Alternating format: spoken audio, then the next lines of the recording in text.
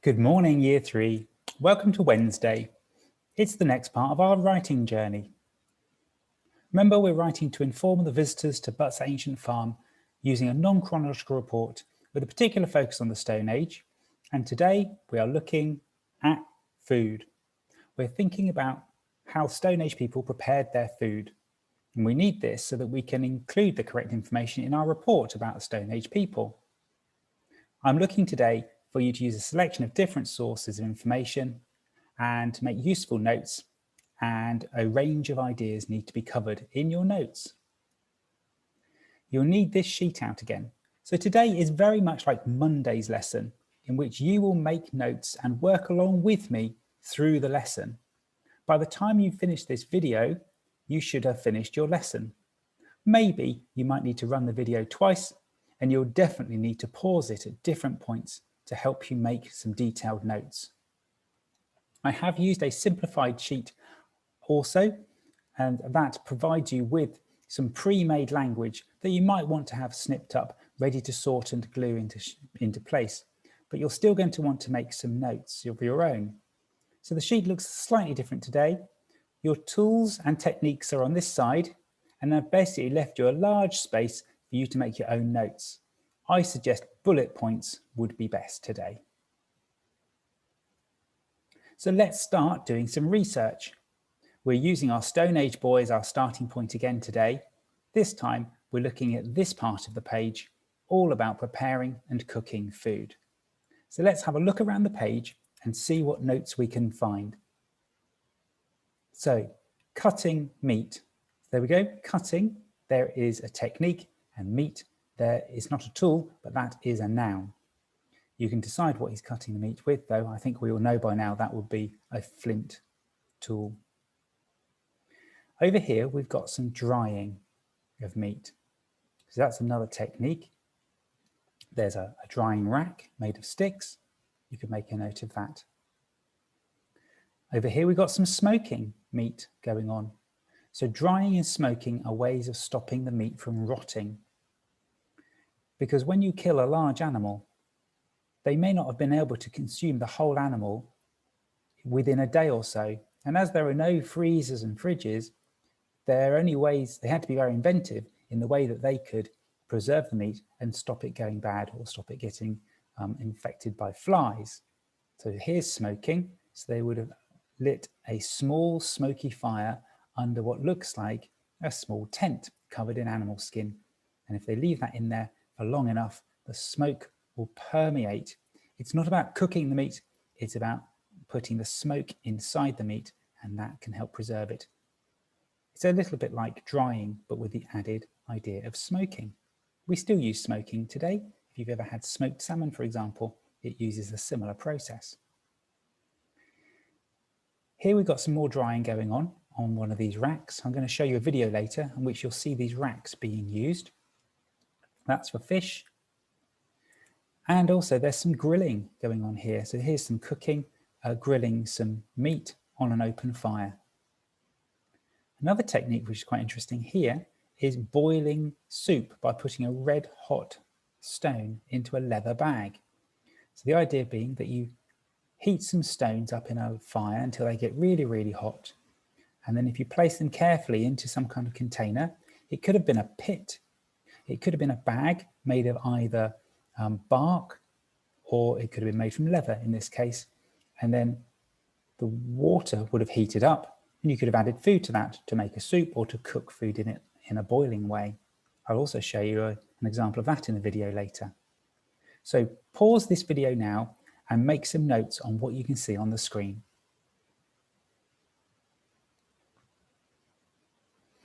I've done some research for you. I've gone onto the internet and I've found some internet pages which have some really useful information.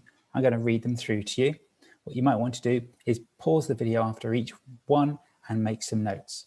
Here's the first one. Food had to be eaten quickly before it went bad. Once a kill had been made, all the meat had to be eaten immediately as there was no means of storing it. Any that was not eaten very quickly rotted and caused health problems. Number 2. The hunter-gatherers would have had detailed knowledge of their environment. They would have known an awful lot about the animal and plants living there, a kind of knowledge completely lost by modern humans. Number 3. Cooking was done on open fires, and meals may have developed into more social events. At this time, meals may have started to become as important as they have been in traditional societies ever since. The open fires were often made in shallow pits to conserve the heat and protect from the wind. Hoping that you've now made some notes on each of those 3 sections. I have 2 more to read you. Here comes number 4.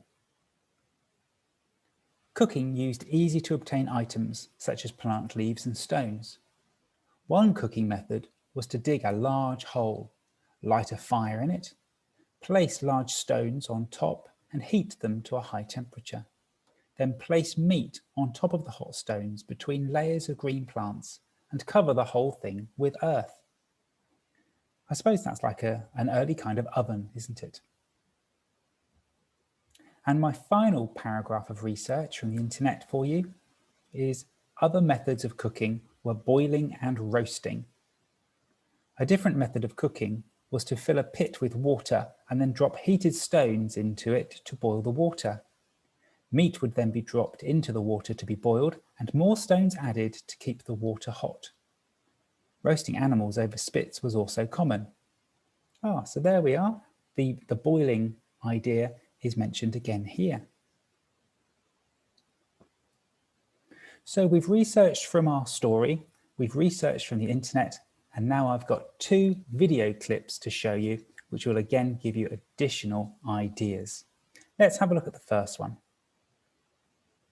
Don't forget to keep pausing the video when you need to make your own notes.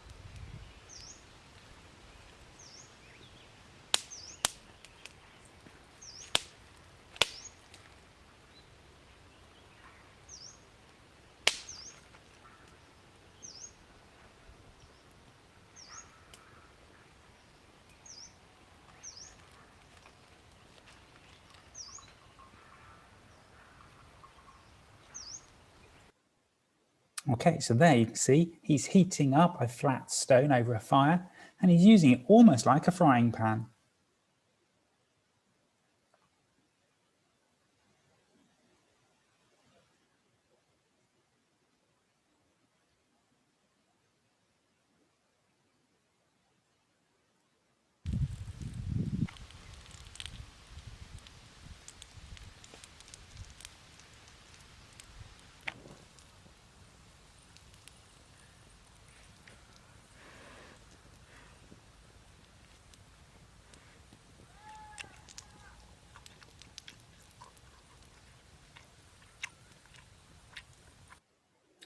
God, it's making my mouth water watching him eat that there. So that seemed to be a very effective method of cooking food and it helped keep it clean. I'm interested in the way he uses those giant leaves like plates or tablecloths, so he's got a clean surface to work on. I've got one more piece of video evidence for you now. And here you're going to see this man, he's carrying a frame, which we've seen a similar picture of in our storybook. And you're going to see how some of the meat is butchered, how it's dried, excuse me. And you're also going to see the boiling stone method too. This morning, because we got the deer yesterday, everyone's all hands on deck to process it. Vance and I are doing, and we're making a drying rack, drying frame, so we can dry out the meat. Yeah, we'll get on here to hang around the fire and the smoke so we can smoke it and cure it. And then what we do is lay thinner sticks across here for the meat to hang over. So the thinner the sticks, the more the meat dries, and it dries quickly. So that's the plan. With the sun high and the flies swarming, preserving the meat is the tribe's most immediate priority. Lovely, the flies have found us. Yeah, speed is really everything, because meat will spoil quite quickly. We don't have the perfect conditions, although right now with the sun out that's better. But if it's going to rain again, then things are going to stay damp, and we're going to have to try and speed dry it next to the fire, but you can't let it cook because it has to just dry raw, and if it cooks it won't preserve properly. And there's still flies out, and they're already getting on the meat, and they'll lay their eggs on it until it's got that skin over it. I've probably eaten my share of maggots, and I'm sure our ancestors probably ate an even bigger share, but I prefer to not eat maggots. For our Stone Age ancestors, being able to break down a large animal and use all of the resources it had to offer opened up new worlds. So humans, hominids as it were, lost our fur, our hair, about 2.3 million years ago. So we've been hairless for a really long time. And without clothing, we are really incapable of living in a large portion of the environments on the planet. So clothing, fur, leather, the processing of animal skins into clothing is really what allowed us to spread around the globe. Without that technology, we would have never moved out of temperate environments. Simple as. Defleshing doesn't take that long. This process only takes, with metal tools at home, it takes me 30 minutes.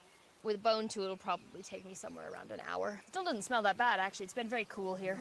The parts down here that have more meat and stuff on them are starting to smell a bit sweet, but the actual skin itself, that smells fine. It just smells like deer. It's very straightforward. It's just a lot of elbow grease. Lots of work, and you end up with a beautiful end product. As far as I know, we're the only species that actually dries food and then takes it with us. There are a lot of species that stash food, squirrels stash food, leopards will stash. Yeah, what about hamsters? Hamsters store it in their cheeks. Oh my God. While dried meat allowed our ancestors to travel into new territory without fear of starvation, You want to get it as taut as possible, because then it dries faster. fur and buckskins insulated them against the colder northern climates. It's amazing to think, isn't it, that we hunted this animal. Yeah, it is. Thank you, dear. Indeed. It's a beautiful big skin. It is, isn't it? Even bone had its use as a material for hooks, knives, and tools. With the meat and skin drying, the tribe now have time to turn to more personal needs. So we just collected up some rocks, but they're all non-porous, so you don't want anything that's been sitting in a river for days and days, because otherwise it's going to have moisture inside, and then when it heats up, it's going to crack and explode. But what we're going to do, and they've been heating up in the fire pretty much all morning, on and off. Now we're going to get them out and slowly add them to the water, and hopefully the water will heat up and boil. This is how you would have boiled water, made stews, and that kind of thing before the advent of ceramic technology, before pottery was invented. Humans have been in Europe for 40, 50,000 years, and only 6,000 of that has had pottery. Woo, that's a hot one. All right. So there we had some water being boiled, and you can see the basket that they've made there. And I think it's made of silver birch bark. So that water could have been used, as well as for cooking, it actually could have been used for washing too.